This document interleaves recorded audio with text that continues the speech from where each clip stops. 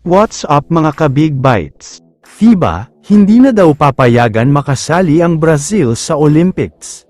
Pero bago ka sana magpatuloy sa panunood ay huwag mong kalimutang mag-subscribe sa aking YouTube channel. Para sa mga Hinebra fans, may quick update lang tayo sandali sa latest na good news at bad news na inilabas ni Coach Tim. Unahin na natin ang bad news.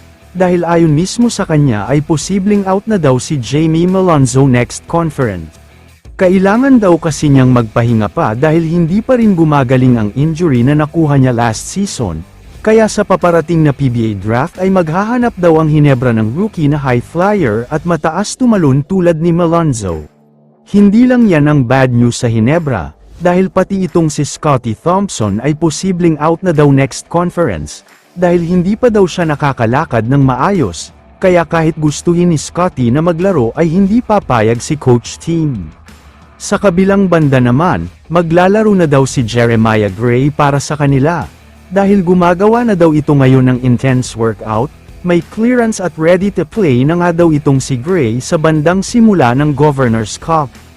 Samantala, lumipat na tayo ngayon sa usapan tungkol sa Gilas Pilipinas at sa Brazil. Dahil ayon sa mga kumakalat na balita, within this week daw ay ilalabas na ang desisyon ng FIBA tungkol sa pagkakaroon ng disqualification ng Brazil. Alam naman nating lahat na matunog talaga ang usapan sa pag-apela daw ng Gilas, dahil ang sinasabing dahilan ay nangdaya daw ang Brazil sa naging laban nila. Kaya parang pabor sa Brazil ang tawag ng mga referees sa laban na yun. May mga post at videos pa nga na kumakalat, at sinasabing umabot daw sa 10 ang missed calls ng mga referees sa semifinals battle ng Gilas at Brazil. Medyo unusual at hindi makatarungan ito dahil nasira ang laro ng Gilas dito. Kaya naman ayon sa spoiler na kumakalat ngayon, hindi na daw papayagan ng FIBA na makasali pa ang Brazil sa Olympics, dahil nga ongoing pa din ang investigation, at kapag lumitaw na ang resulta ay posibleng sila din ang apektado. Kaya naman malamang sa malamang, mukhang Gilas Pilipinas ang makakakuha ng huling slot para sa Olympics, dahil malaki talaga ang chance na sila ang pipiliin ng FIBA, lalo pat sila ang best performing team sa OQT.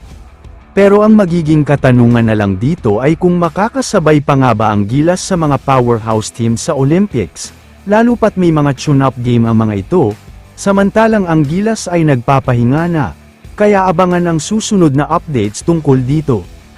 Kaya naman kung kayo ang tatanungin, ano ang masasabi nyo sa balitang ito? I-comment mo naman ang opinion mo tungkol sa tanong na ito. Dito na muna nagtatapos ang video na ito. Maraming salamat sa panunood mga ka-Big Bites. God bless sa inyong lahat.